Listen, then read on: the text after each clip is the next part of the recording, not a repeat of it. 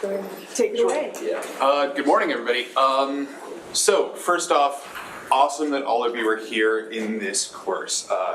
Gaming for the Greater Good. It is an emerging art form which often wrestles with the idea and concepts of, are games art? Can they be held to this standard? And being here, being present in this class, making an effort to make games more accessible, to make games more educational, all of these things contribute to the medium which is games, and doesn't just make yet another, Call of Duty type whatever, reinforcing all the stereotypes we know and hate. So, that being said, thank you so much for having me. I'm really, really excited to get the chance to talk to you about some audio. So, who am I? Why am I here? Why do I think I can talk to you about this? So I just recently graduated from the Performing Arts Technology Department. I am currently serving as audio staff at the Duderstadt Center, where I help maintain and educate the audio studio facilities, and in the time when I'm not teaching those classes, I'm actively working on researching VR and AR audio software and workflows, and trying to help us be prepared to handle those needs as students start to get involved in that medium, as the industry shifts that direction. I'm a game audio generalist and a game developer. A little bit less of the last one, but I've been really polishing my code chops the last couple of months. It's been a really, really fun journey. I started off doing composition, and then that worked into sound design, and now what I'm really trying to specialize in, and what hope one day to have my career is in audio implementation or technical sound design. For me, with especially my interest in spatial audio, there's a distinct beauty to really, really finely crafting the way that audio interacts with the player. At the end of the day, this is what audio is all about. It's about crafting an experience. It's about guiding the experience of the player. I'm going to mention this a little later, but sound design is game design. Audio design is game design. You are just as responsible for guiding the player through the game world as is the level designer, as is the artist. You have that power, you have that responsibility. So I am also the former president of Wolverine Soft, which is a video game development student org here on campus. We have a really, really awesome mission statement, if you will, which is we're here to provide a community of game developers on campus. We unfortunately don't really have we don't really have a lot of courses set up, so where programs such as Michigan State have up to 13 classes about game design and game development. We have one single capstone EECS course along with this class. Actually, okay, so we have three. We have capstone EECS course, this class, and then Matt Thompson's what used to be MusePerf 300. I don't remember what the course listing is now. Thank you. Yeah, awesome class about audio if you want to get into that. But, so how do we accommodate that? That's where Wolverine Soft mission statement comes in. Whatever, check us out, it's cool. All right, and as I mentioned before, I'm kind of a little bit of a spatial audio specialist. I really love digging deep into the science of how we hear, how we understand things, and then conversely, the science of how we kind of trick our brains. It's really kind of a cool thing about how we can fool us all into believing that we have 360 sound when you're wearing a pair of headphones, or even more so, earbuds. Okay, so what we're going to cover, we're going to cover general auditory concepts. This is going to be kind of a blazingly fast overview of broad psychoacoustics and why directional sound is important. As I mentioned before, sound design is game design. How are we going to guide the player? How are we going to use audio to teach people what they need to be taught? And lastly, kind of a little bit more critical, sound design and mix techniques. All of this theory is really cool, but if we don't have any idea how to put it into practice, it becomes a little bit more difficult. So we'll go over that. Lastly, why do we care? If audio has a pyramid, flow is at the top. Flow is described as a state where the player is completely unaware of the world around them, where they're absolutely is immersed in the game. So flow needs immersion. Immersion needs realism and cohesion. The reason why I'm putting realism in quotes here is because realism is about suspension of disbelief, is about following the own rules you set, much like An author of a fantasy novel has to make sure that the magic never gets too powerful or too deus ex machina-y. Your sound has to be believable within whatever universe you make. You need clarity of information. If things are too muddy, people aren't going to understand what to do from every level. Being lost and frustrated breaks the player out of the experience and breaks that immersion. It needs accessibility. The object needs to be obtainable. The players need to understand what they need to do, and they need to have an easy and foreseeable way to accomplish that goal. Quick caveat, not all games operate under this principle. There are games where difficulty is inherently part of the game loop, but if you notice, those are designed explicitly to do that. Games like Dark Souls, when you die a lot, you do die a lot, they leave all of your resources at your corpse, so it encourages you to get right back into the game, run right back to where you used to be. So it doesn't teach you to sit down at the sign of failure. A recent game that just came out, Cuphead, is getting praised for its beautiful animation and also its blisteringly hard difficulty. You lose a boss, it gives you this little meter at the bottom that says like, you got this far, you were this close, you can do it next time. And then has that big old retry button nice and center. So it's not that games can't be difficult, it's just that the design has to be about keeping the player in the experience. All of these require audio. Every single one of these, audio is the foundational backbone. If you've watched a movie without sound, it doesn't have that same oomph. If you've watched a movie where the dialogue is spotty or improper, it doesn't feel like it hits the way it should. I'm sure we're all used to, from the time we were kids, turning off the really annoying Sonic volume on our Game Boy Advances or such, because damn, those rings are annoying. But audio is really an essential part of games. All right, the basics of human audition, from sound source to psychoacoustics. So, basics of sound propagation. If you've ever taken a physics class, this is going to be a bit of a review, so bear with me. Sound is a collection of pressure waves. It moves through a medium. It goes from plus or minus, which is usually illustrated by a sine wave, plus or minus 1. This is important because we need to step this far back, because if sound is a pressure wave traveling through a medium, we need to inherently take into consideration how it travels through the space it's in. Is the sound underwater? How's that going to affect it? Is it cold outside? Are we in a small room made of stone or a huge open field on a hot summer day? All of these can be taken into consideration when guiding the player through your experience and really trying to sell that realistic immersion.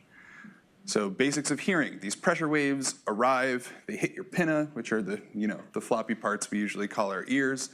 That is guided into the ear canal, hits your eardrum, and your eardrum vibrates back and forth.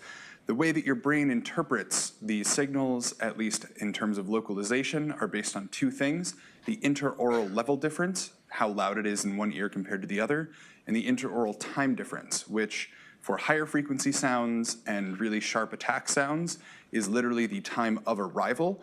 But once you get down into the lower frequency, your brain is actually really good at parsing the actual phase difference of the sound waves, because below a certain frequency threshold, a single waveform will wrap around your entire head.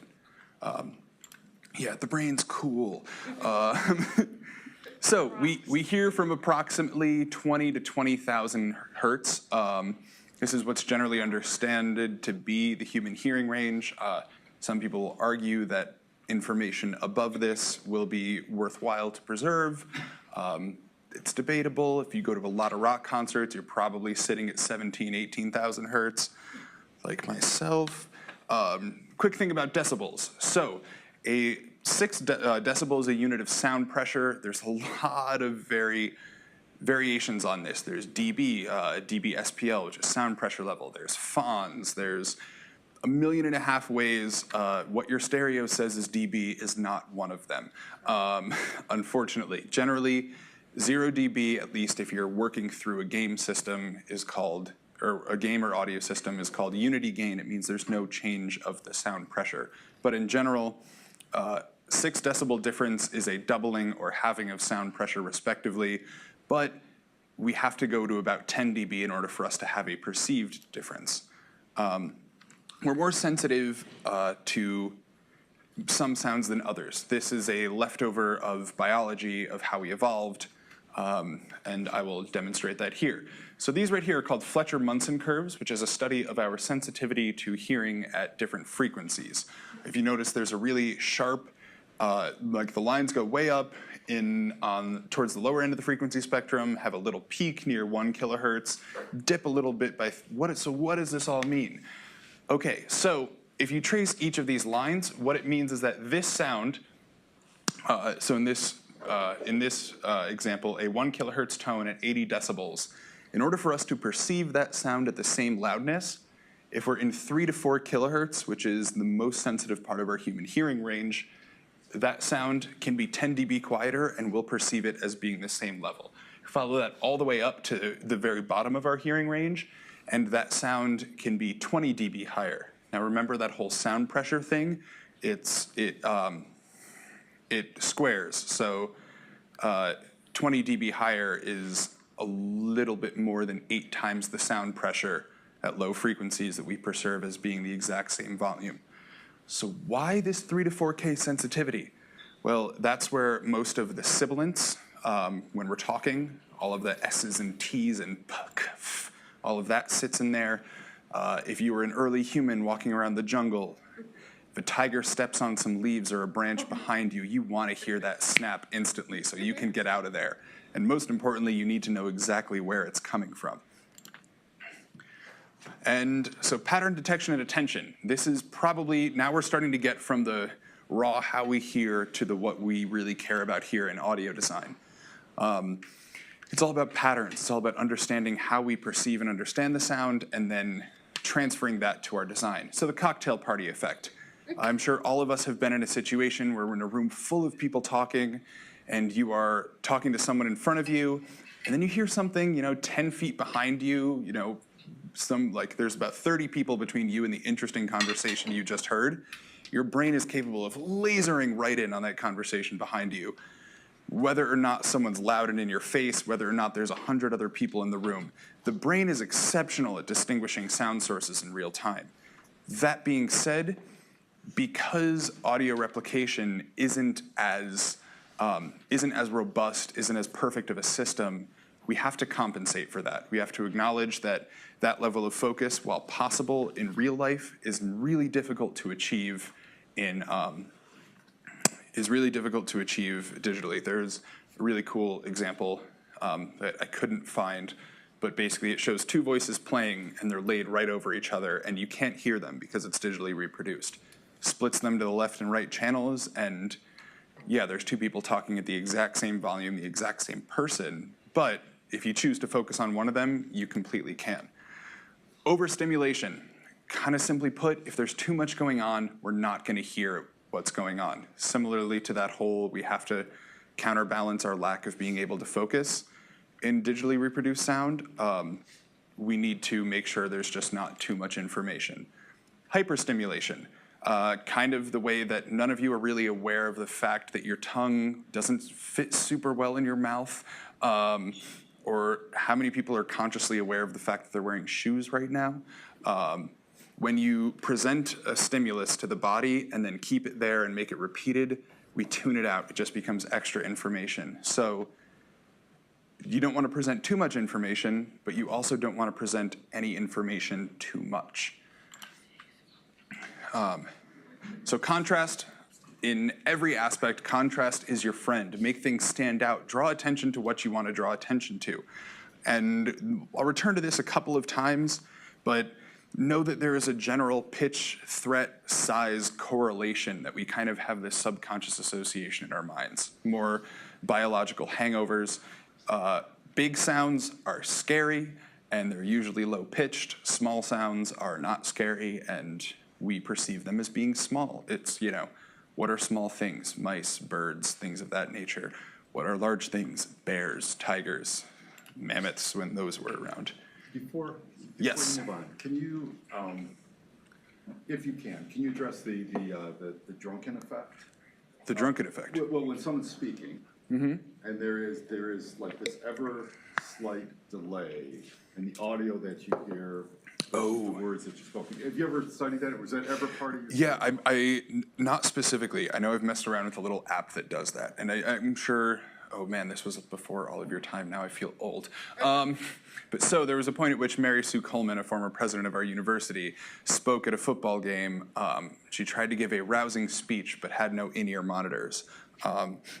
And so the only thing she was hearing was her own speech delayed by a couple of seconds. And so her rousing speech ended up sounding more along the lines of, it's all about the team, the team, the team. And everyone was like, Mary Sue's drunk. Oh my God. But yes, question. Oh, sorry to interrupt, No. but I had a question. When it comes to game audio and your voice and you're using your voice input, how clear does the how far does the microphone have to be in order to make it so it's clear? Because I know sometimes where people will be talking and they'll record their body movements or the sound of, movement of the microphone. How do you make sure that none of that input in the background gets into the game? Just to make sure I'm understanding properly, you're talking about a game where you're receiving input from a microphone and how to ensure clarity of that? Yeah. At the most simple way, all of microphone recording, and I'll touch onto this later, is about your signal to noise ratio. Okay. What you want to record versus what you don't want to record. If you ever notice that, you turn on a microphone in a room and all of a sudden you're aware of the of your air conditioning and your roommate playing FIFA upstairs and all of these sounds you didn't really consciously acknowledge. So on a base, microphone recording tips is about getting as loud of a sound source you possibly can, as close to the microphone as you can. The farther away you go, the more ambient noise it's going to pick up around it. More technology is being written that can really parse this information beautifully. I had one of my friends who worked on the audio team at Apple on their the home speaker things, and he was telling me an example of the DSP that goes into that. They played an example internally of all of the sound that it's permanently on microphones here, and then their ability to recognize patterns of speech in that and then isolate all of the other sound sources to that speech to just get what the command is that it's trying to hear. So it's trying to basically focus in on the sound of just your voice, so you're putting a block between other sounds in the room and you. yeah, a really good example might be helicopter headsets, for an example. They're very small capsules. They're right next to the mouth. Helicopters are tremendously noisy vehicles. And even so, they still kind of yell into the microphone. That's because there's all of this extra noise going on. The microphone's not at really high sensitivity, so you need to yell right into it in order for your sound to get carried across. But it works as communication. Also, sorry, Professor Chesney didn't have a better answer about the drunken effect. But we actually got some sound dampening headphones for home because my daughters were, after that happened, my daughters became interested in that, and we got some sound dampening headphones, and then actually played around with it on our computer at home where there was a little bit of delay. And it was actually, so my daughter, who was, I don't know, 12 years old at the time, hearing what she would sound like if she was drunk. I mean, it was just because she put the headphones on, and it was, there's this dissonance, this cognitive dissonance between when you're speaking and what you're hearing. Yeah. So you start making adjustments in your speaking, and it is just... It's brutally difficult to try and power through. Yeah, it was amazing. It's like playing piano phase, for you classical music fans out there. All right. Also, I didn't mention this before, but if at any point something stands out like, hey, what the heck are you talking about? Please feel free to ask a question. I put my email up at the beginning and the end, super open to answer questions that you have about any and all things. Cool. So, guiding the player, using how we hear to inform design. Disclaimer, a lot of these trends that I'm about to talk about, a lot of these specificities, they do not apply to anything we have a conscious association with.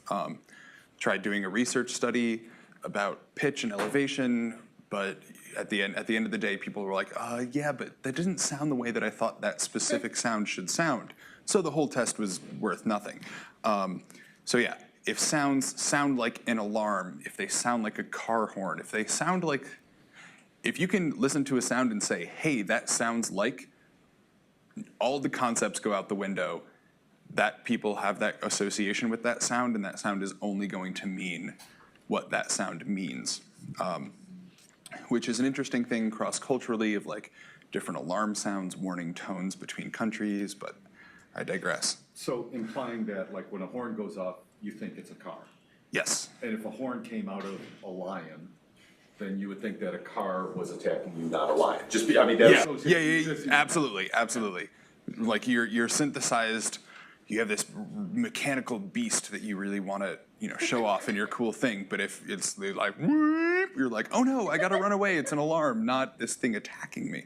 Yeah, question. How do you, like, when you play a game and there's, like, sound? So, for instance, I have a game where it's, like, a car game, and you're trying to travel, but you got, like, all these obstacles, and you have, like, animals in the road. How do you specify where the animals are located when where it sounds like both animals are on both sides of you, and you have nowhere to turn? Ooh, that's a really tough question. If guiding by audio alone, and you have the same sound source, the same distance from both ears, I guess it's kind of an edge case, but that becomes really tough to navigate. But usually, in that kind of instance, there probably would be some kind of motion, like you're either moving, or if it's a VR experience, you're capable of turning your head. Yeah, that's a really tough question, and I'm gonna have to sit on that and think about it a little bit more. Okay. Ponder on it. Yeah. Okay, so hopefully my slides aren't too out of order right now. Okay, cool. So using pitch and frequency, ascending patterns reinforce good behavior and vice versa. Are you gonna play audio? Yes. And do you have audio plugged in? I have it plugged in. Okay. Cool. So when you die in Super Mario Bros. Oh no.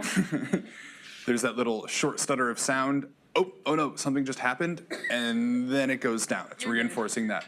Conversely, you pick up a coin. Slides. There we go. It's a simple booting, very upward, the shortest, simplest example of that. Kind of again, big, low, and loud versus small, high, and quiet. Think about the type of sound you want to design and the type of thing you're trying to portray with that sound.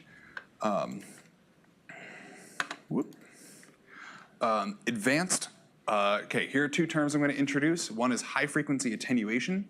What that means is that as sounds are placed in a distance, they don't just get quieter. Do you notice how if your friend's shouting at you from across like a soccer field or something, it's always like, hey, how's it going?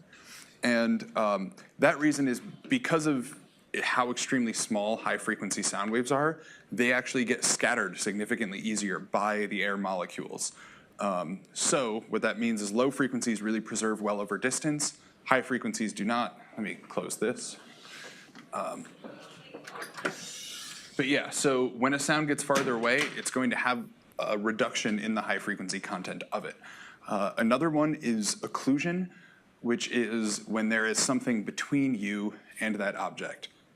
If you notice the sound outside is significantly quieter right now, it's a lot, like if there is any sound coming through, it's mostly going to be low frequency stuff, because depending on the materials of what it's passing through, the low frequencies, again, will be able to travel through because of the size of the waveform, while higher frequencies will get scattered and kind of stopped.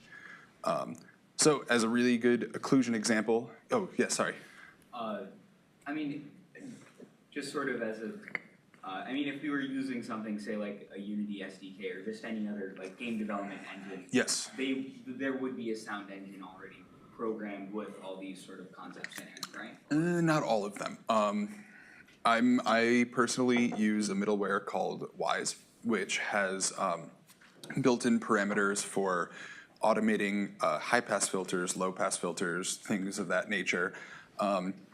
Unfortunately, you might have to do a little bit of math and little extension of functions. I would have not seen anything in the documentation in GameMaker about this, but I still think it's an important concept to understand. So here's a little clip from Overwatch while it was in development. I guess here's not a clip from Overwatch. Come on, oh man, that's super upsetting. Okay, basically it shows a character out in the middle of a battle and kind of illustrating that same point. The battle's going on, the sounds are really high, crisp, loud, and then, again, because this is about experience design, their goal was how do we convince the character that they're no longer in immediate danger? Pass around a wall, pass around a corner, it also serves the added effect of realism, and all of a sudden the sound is significantly quieter. It's only the low frequency content that's coming through the walls and wrapping around things. It's really, like, in terms of audio in games, Overwatch is actually a phenomenal case study, and on Audio Kinetics website, they're the company that makes Wise, they have about a 2-hour presentation of how they approached all of the audio in Overwatch. It's super technical and incredible. Using time or horizontal density. So if there's nonstop audio, there's nonstop things to do. Think of every single racing game music you've ever played. It's always a break beat, it's always drum and bass, it's always like really quick and high energy and up tempo, because you gotta go, go, go, go, go, go, go. Silence can be very effective. I was just at a talk I was at the Audio Engineering Society conference this past week in New York, and Ken Usami of the Resident Evil team gave a really awesome talk about their philosophical approach to sound design and what they called the magical silence, which is they really wanted to get back to the horror roots of the game, and so they were playing with this dichotomy of tension and alleviation, and so what they called the magical silence was, you scare the player a little bit, something's gonna happen, and then you pull back. Give them a little bit of time, something's gonna happen, and you pull back. You do that about 3 times, and then the 4th is the magical silence. When it's a more elongated, you just start to lull the player into a sense of security, and the moment that they feel things are going to get better, you strike. And that's terrifying. The game Red Dead Redemption uses space in a really interesting way. The music team wanted to convey the emptiness of the Wild West. And so instead of a traditional score, well, it is scored in some areas, instead have a couple hundred what are called stingers, which is like short music compositions. If you think of that Mario death scene is a great example. Tiny little composition, just a couple seconds long, but really nails the idea home. So they have these stingers where a guitar will come in, it'll play for 8 seconds, and then it'll fade away, and then nothing's gonna happen for another minute and a half. And then maybe something else comes in, and that really kind of illustrates this pervasive mood of the vast expanse of the Wild West. Silence can also be a really great tool to tell your players to move along. Super common thing in RPGs, especially JRPGs, I'm super guilty of this, is like the, oh no, I have to check every single corner syndrome. You don't want to miss that treasure chest. You really don't want to miss that power up or that extra gold. So how can you as an audio designer kind of convince your player to be like, okay, come on, let's leave this area. Stopping the music is a really great way. If they enter an area, you've got your 45-second music loop or whatever. If they've been there for 2.5 minutes and you really only want them to be there for usually 1.5 minutes, allow some buffer for slower players. If they've been there and they seem like they're wandering, maybe they're lost and they don't know what to do, turn down the music or just turn it off. Silence is a really good motivator at people being like, okay, I'm bored. What else is there to do? And then the music starts up again. And then again with patterns, increasing or decreasing the time gap between a sound. Things like Geiger counters, proximity alarms, all of these have like the clicks which speed up as you get closer to something, or it's like a super common thing for like bomb timers in games to have that like really rapid click right before the explosion. Cool, using vertical density. So building music for tension or success, if you want to make things more intense, build it up, make it thick, make it really rich texture. In the next slide, I'll show this final approach scene from the game Journey by That Game Studios, I think. Really, really phenomenal, beautiful game. I would say spoilers, but it's been out for like 5 years. This also applies to frequency. If you want sounds to take up a lot of attention, give them a lot of space. Think about a Tyrannosaurus Rex. It's got that really deep guttural sound that's like the big booming roar. It's got like the kind of throaty like sound in it. It's got the really high frequency content of that just like smashing through. It is a very, very big sound from a frequency domain perspective, and That's part of why it impacts so heavily. Cool. So let's watch this little, or more so listen to this bit from Journey. In this, it's towards the end of the game. It's about 2 minutes long, but listen specifically to the way that the composer starts with this like very small kind of reserved string section, and it builds and builds and builds towards elation, and is this really satisfying effect for the player. The really cool thing about this from a dynamic music perspective is that if at any point you kind of mess up and you go back, the audio like rewinds and goes to a less intense section, which is just a really cool way of kind of handling that. Well, what if your player messes up? You don't want to have that music keep building to a giant crescendo, so it builds off of all these little trigger points. Why are none of my videos working today? That's super upsetting. Jump out. Yeah, I can do that. Good idea.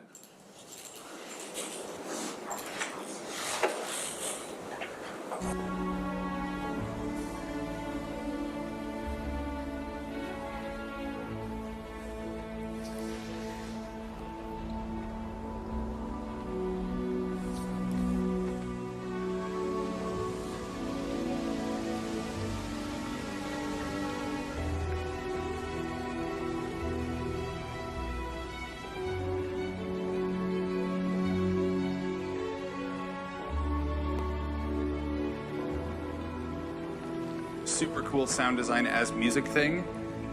Does this waterfall sound kind of like a snare? Yeah.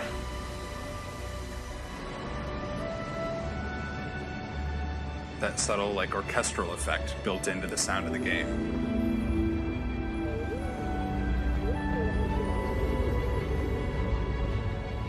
I hear something.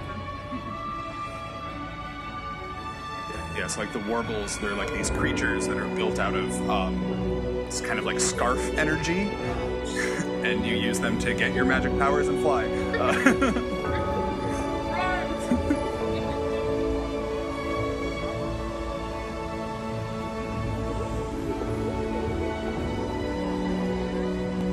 So builds and builds, I'm going to skip ahead a little bit more.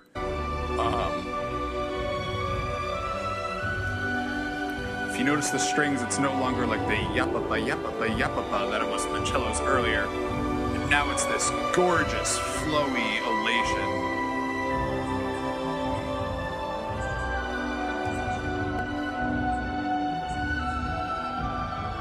Right here towards the very final approach.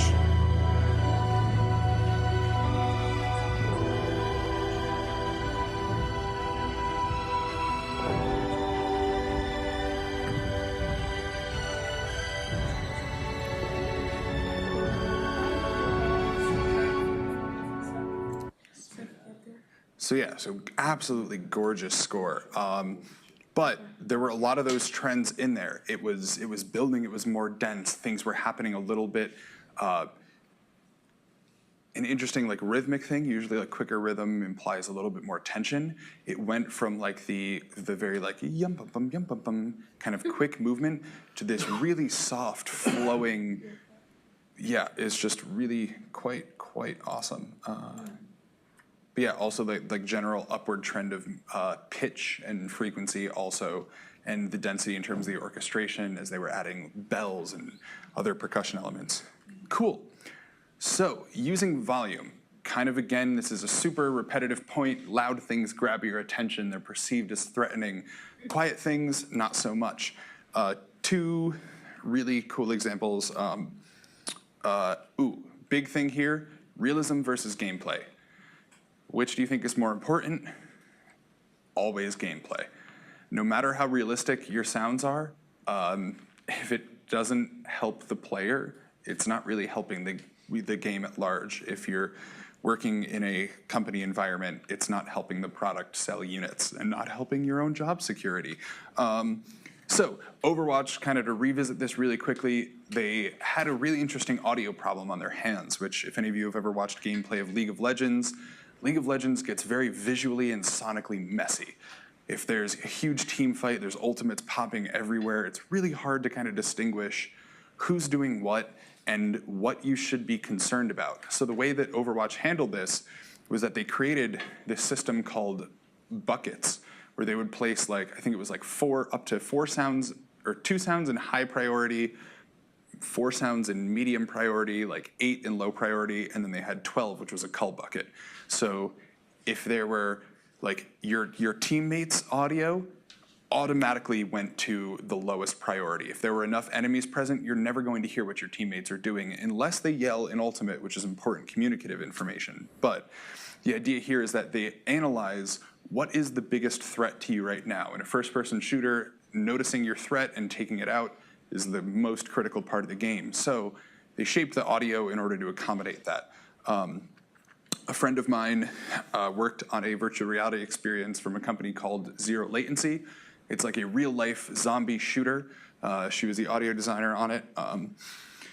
Now, an interesting thing she did was she found out that, when a zombie's right in your face, you think that that would be the absolute most loudest thing. Now, what she found out was that if there was a zombie in front of your face and a zombie eating the back of your head, the only thing you could hear and focus on was the zombie in front of your face. And she realized, all right, it's a VR game. You've got a very limited field of vision. You're holding a physical prop that points you're aware of what's in front of you. So she actually bumped up the volume and some of the really nashy high-frequency content of everything immediately behind you, which is counterintuitive to how science works, but it did a really good job of guiding the player to what needed their immediate attention. Whoopsies, scroll wheel, not what I meant to do. An increase in volume equals an increase in intensity. There's a really, a really good typical dynamic music archetype is have your walking music versus your stealth music versus your battle music. Usually you'll be walking, there'll be some sounds going on. When you drop into stealth, you really want to illustrate that sneakiness. So usually a lot of the higher frequency sounds maybe will be just a bass is left or something like that. And then when you get involved in the battle, it brings the percussion right up. It wants to be super intense. So yeah, volume, or I guess this is a little bit of an unfair correlation because quiet can be very intense as well. So yeah, a little error there, but yeah, just be aware volume is another effective tool in your tool set. Using space, kind of going back, how does sound move around the world in real life? Caves and reverb is a great example. It's a super common audio thing in games where there'll be this tiny little water droplet that then echoes and does a beautiful job of illustrating how big of a cavern you really are in. Kind of going back to the realism versus the effect of the experience. If a ship explodes in space, does anybody hear it? No, there's no medium through which sound can transfer in outer space. That being said, if you had a space game where all of your really cool rockets blew up the enemy ships and you didn't get to hear any of that because, well, physics, that would be a super lame experience. Space combat isn't going to be that fun, darn, in real life. So it's your job as the sound designer to now take things beyond the realm of realism and into the realm of play, into the realm of building flow and immersion. So a super common way that people approach that is that they low pass the sounds, which means they cut out all the high frequency content. So it kind of sounds like things are underwater and you get that boomy resounding impact while still feeling like it's definitely removed from you in terms of distance. You feel like there's this wall. Hey, going back to occlusion, you feel like there's this wall occluding you and the sound source, that even though that wall is space and can actually convey that. So where the sound can be heard informs its importance. Now this isn't in regards to relative to you as the listener, but relative to its position in space. Let's say this room was a game design level, like this room was a video game level. How important do we want each element to be? How important do we want the HVAC systems cleaning the air to be? Do we want the projector to make noise?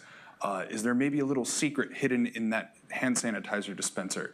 And if there is, do we want that to have some sound that clicks from all the way across the room because it really needs our attention versus, let's say, maybe this little electronics panel, maybe it only makes sound when you go up to it to be like, yeah, hey, I didn't forget about this. Haha, I got you on realism, you bug checker, you. So yeah, you can guide your players. If anybody's played older game, Legend of Zelda Ocarina of Time, the scene right at the very beginning, there's kind of this puzzle where you get stuck in a maze and the only options seem to be these 4 dark doors that you can walk through, and it's very confusing unless you have the sound on, in which a little flute melody plays through that, and you kind of, oh, nope, not that one. Nope, not, oh, okay, here's the melody, and you walk through, and you do that for like 7 or 8 times, and then you find your goal. All right, so combining all of these sonic elements, we're gonna do a deep dive into what is probably, if there was like an Emmy for the single best sound effect in a year, this sound should have won it every year since. So this is the thermal detonator sound from the Star Wars Battlefront series, the new one. Man, just an incredible, incredible work of sound design, very much carrying on Star Wars' rich tradition of amazing sound. So let's play it in context first. We don't have it. What? Oh, man. Okay, thank you for letting me know. Can you tell? You got it. Okay.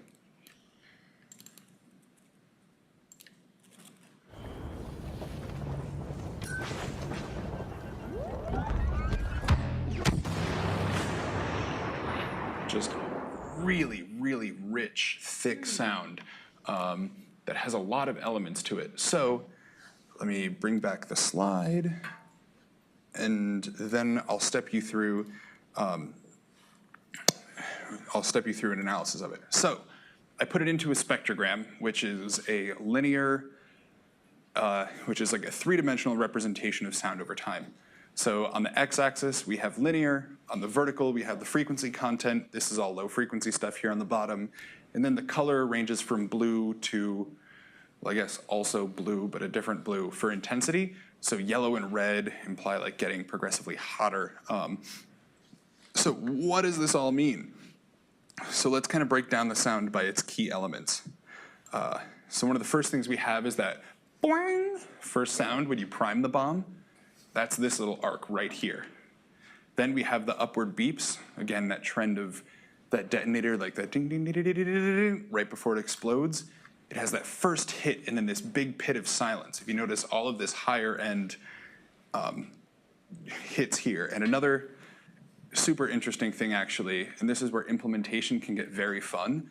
What happens is when this sound happens, it kills the sound of everything else in the game. So like when this thermal imploder implodes, it implodes your whole sound field. There is no sound in that moment. And then contrasting silence with this very loud smack, you've got this very first crash followed by this huge broadband like, which creates this really awesome reverberant sound. So now that we've looked through that, let's listen to it one more time.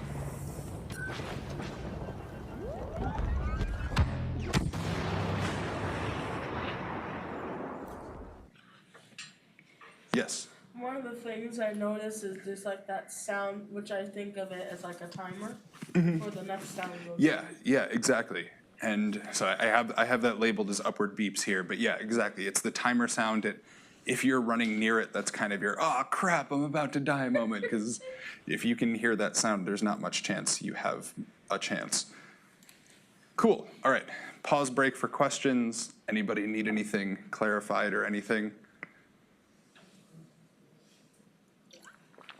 Okay, that makes it easy. All right, technical applications, connecting the why to the how.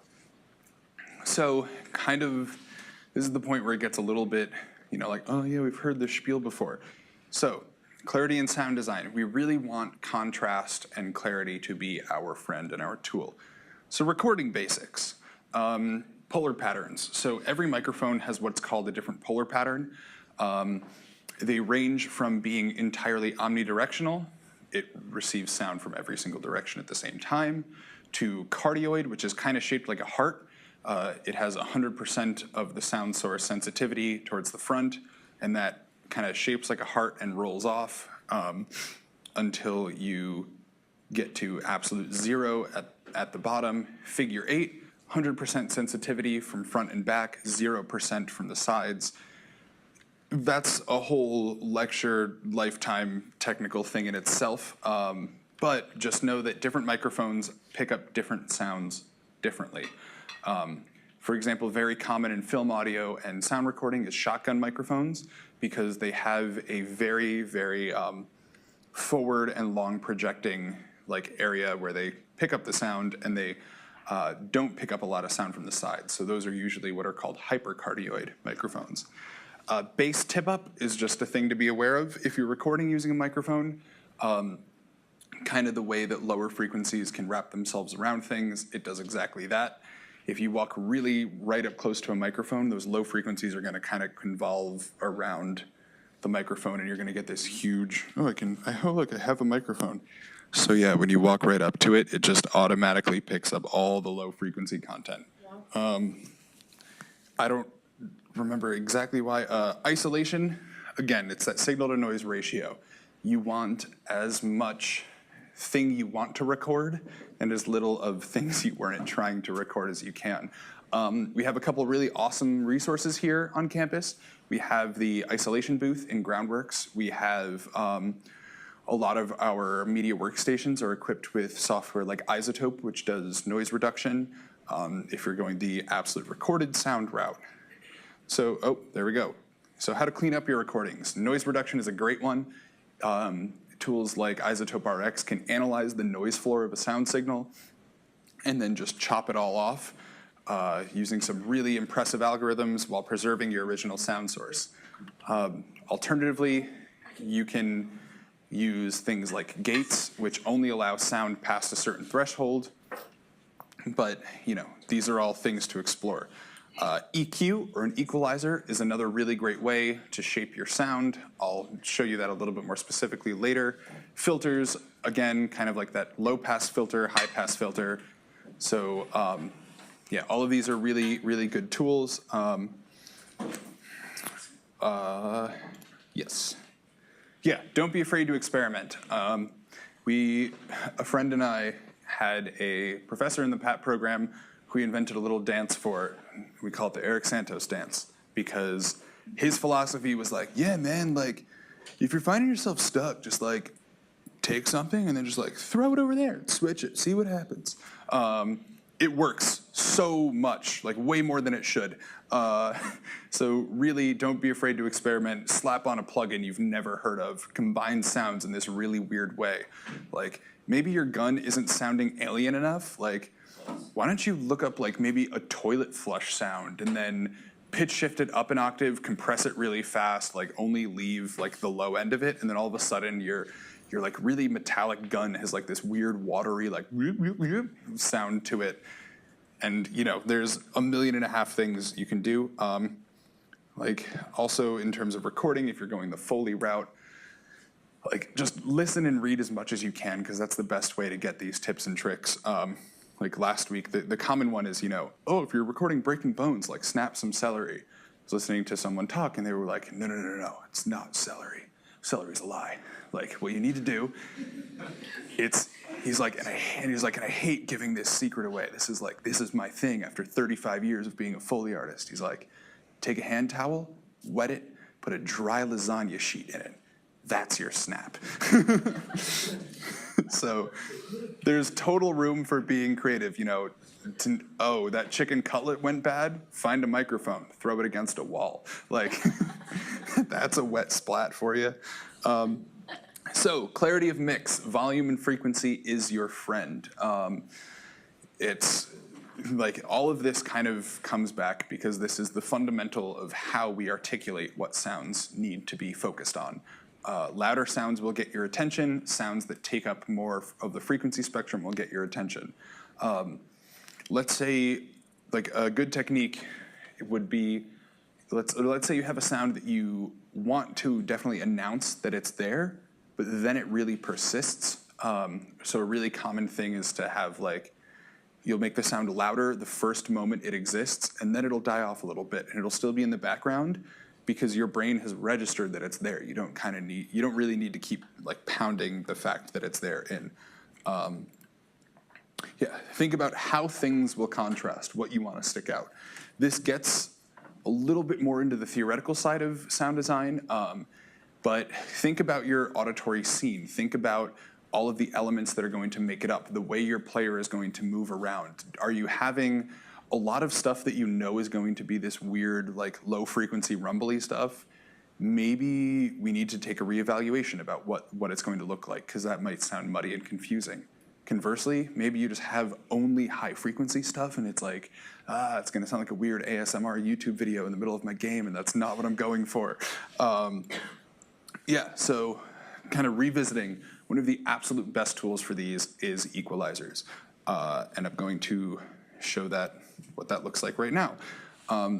So an EQ, for those of you who have never seen it, is a way to shape the frequency, or shape the volume at specific frequencies by building a really series of awesome and fun curves. So it goes from 0 to 20 kilohertz. And as you can see, this one has like a really huge bump up in the low end frequency, a little bit in the middle of the low mids as they're known. That sensitivity peak we have right around 3K, if we notice that's dipped down, maybe the mix was a little too harsh on that.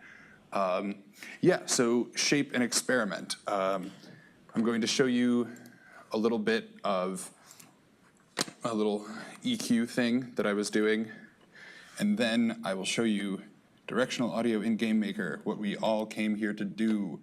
Woo! Cool, so I just downloaded this off of freesound.org. This is a digital audio workstation called Reaper. It has the WinRAR pricing scheme, which is it's like, yeah, it's $60, or you can just not pay for a while and it'll just make you wait a couple of seconds. So here I've added FX, I've added an EQ, I'm gonna delete this. Let's add another EQ so we can start fresh. Oh no, that one's not good because it doesn't really show it. Okay, cool. So each of these are what are called frequency bands. You can add more or less if you want, at least with this one. So some are like 3-band EQ, like a lot of older or smaller or budget mixers will just have like high, mid, low knobs, and that's how you mix. So let's listen to this metal sheet bang, which is just an interesting sound. Okay, so it's a metal sheet. It feels fairly uninspired. What if we really want to give it like this kind of echoey sound? Let's bring up like the kind of area of it. And like experiment as much as you want.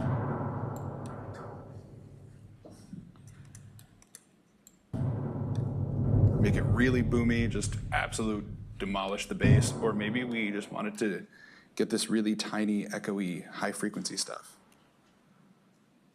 And so this is, really creativity is entirely up to you. You can, if you have a frequency area you don't like, you can cut it way out. If you want to make it a really annoying and prominent, you can do that too. But like, like that's not a sound you thought would come out of someone hitting a metal sheet. But yeah, all of these things are possibilities. So yeah, experiment, mess around. Yes, question. Where did you see that app name was again? Reaper, R-E-A-P-E-R. Yeah, so directional audio in GameMaker. And if I stumble a little bit, please forgive me. I did learn GameMaker so I can talk to you guys. But yes, question. So like in a game development team, Yes. what is sound design in the workflow? Entirely under budgeted and always forgotten about. Sorry to be so blatantly real about that. Here we go.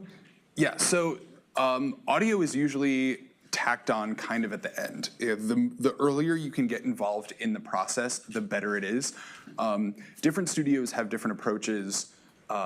Studios like League of Legends, when they're designing a new champion, very often will have a concept for a champion, and then the artist and the sound designer will work together to create this like sonic and visual sketch of what the character is going to be, and then the mechanics get worked in around that. But unfortunately, the reality is that often audio is relegated to kind of the very last moment. this gets into a whole talk about like how to be an audio person in this world, which is tough, especially dealing with like company politics. The best advice to sum it down is get involved with the team as early as you possibly can. Keep advocating for yourself, for your tools, for things that you know. When your director says, hey, we've got a budget, any tools? And you're like, I can make my own stuff work. Be like, no, we're making an alien movie. I really need to buy this $50 1,000 alien sound library. Like, sure, it's gonna sound a little canned, but like we don't have a lot of time. We just need it to work. Things like that. And also get out and make yourself known. In a company perspective, very often audio people have their own hidey hole, which is like a very nice, sound-treated room with good speakers, and it's hidden away from all the noise and hustle and bustle, and it's extremely easy to be forgotten about.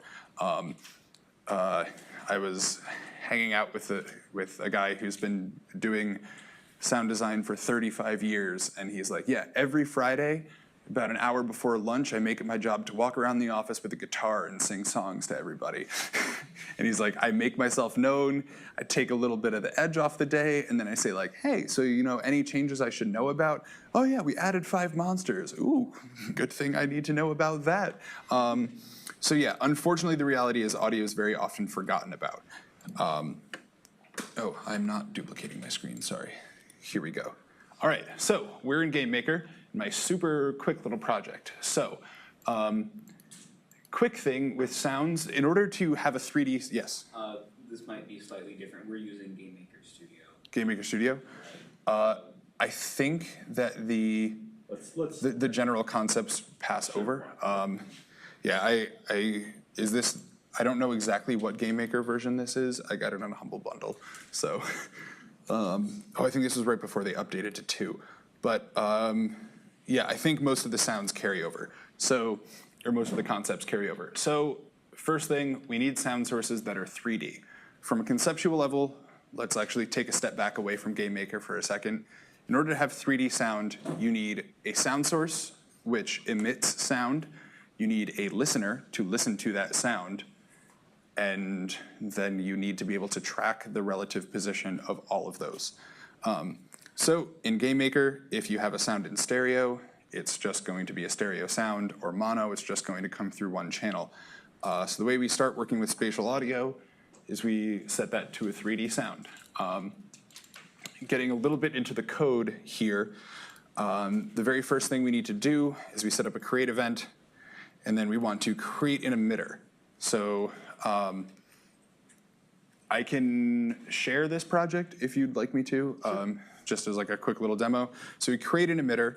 We say that we want to and then we want to set a fall off model. So kind of that attenuation, that distance thing we were talking about earlier. This fall off model starts to set that up for us. The model, in the documentation, there's a lot more specific, different fall-off model. There's linear, S-curves, exponential, logarithmic. Whatever gives your game the best designed sound is what you should go with. So then we set those values. We tell what sound we want to fall off here, where that minimum distance of starting to fall off is, and then the fall off factor, which I don't quite know what that does. So then we have this function, audio play sound on, which doesn't just play the sound. That's why my oh wait, no, that's just a comment. But this was a bug I struggled with for a while when it was like, I have I click it and it plays sound in like just the event picker and it's not working. Because you can't just play the sound. You have to play the sound specifically on that emitter itself.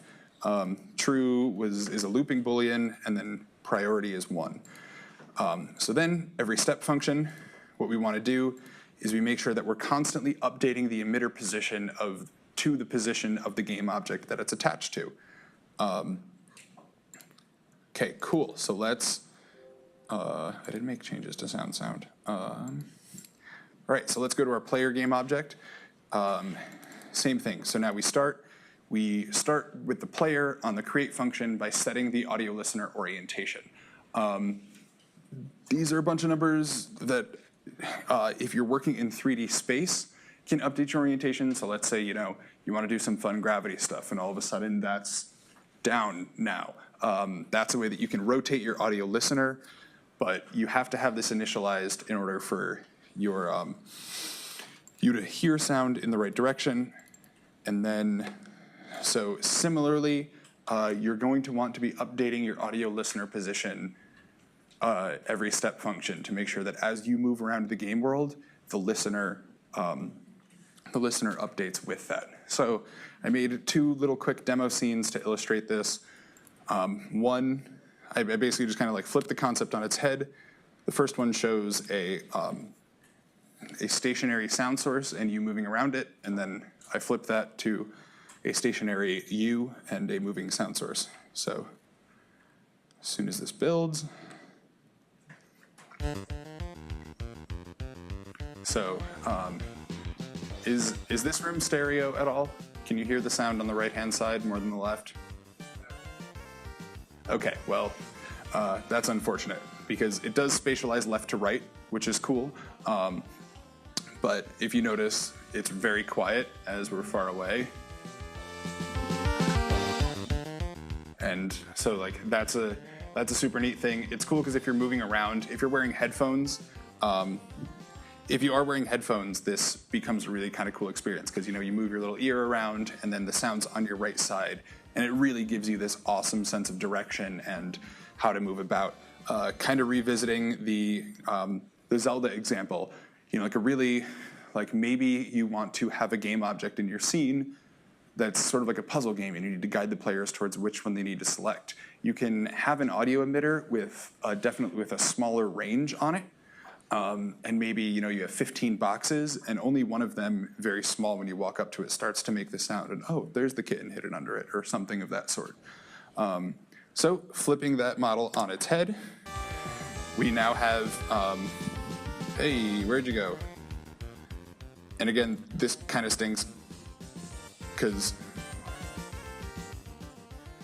oh, I didn't know Andrew wrote this B section. Sorry, so this is kind of shameless self-plug. The music is what my friend wrote for a game I had just made at a game jam a couple weekends ago. So he's a really good composer. So yeah, this isn't playing nice right now, but kind of because of just the speakers in the room. Yeah. To deal with it. Yeah, so again, kind of similar model. You as a listener can also be responsive to moving objects. There is a way, and there's a lot of kind of documentation and tutorials online that you can set up things like Doppler as a sound moves past you, gives a little bit more of that sense of realism. But yeah, I just wanted to kind of really quickly illustrate that sound sources can move around you, and you can move around sound sources, and setting them up in this 3D position lets you kind of engage with everything in a significantly more dynamic way.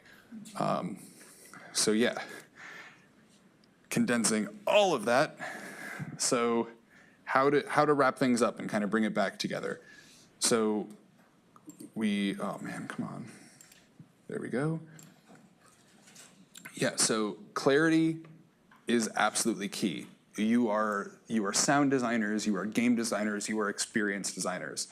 It is your job to guide the player using audio to inspire the player, to terrify the player. Whatever your goal may be, you have that power using audio.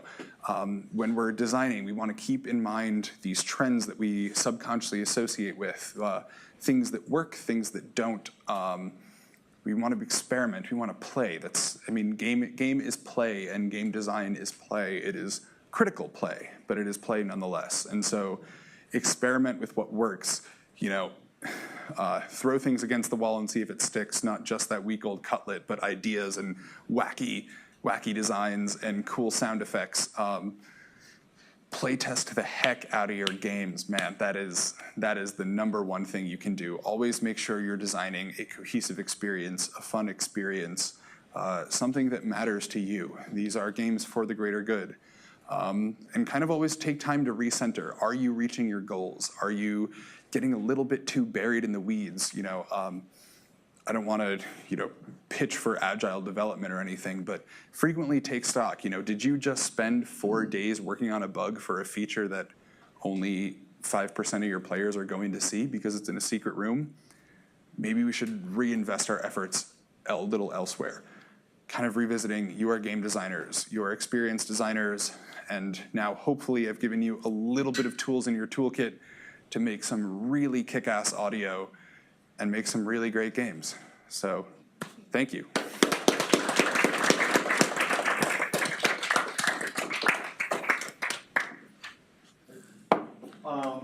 A couple of comments, and then I would want to give you a grand opportunity for questions. Yes. Comments are, can we get a copy of your slides posed? Of course. And copy of the source?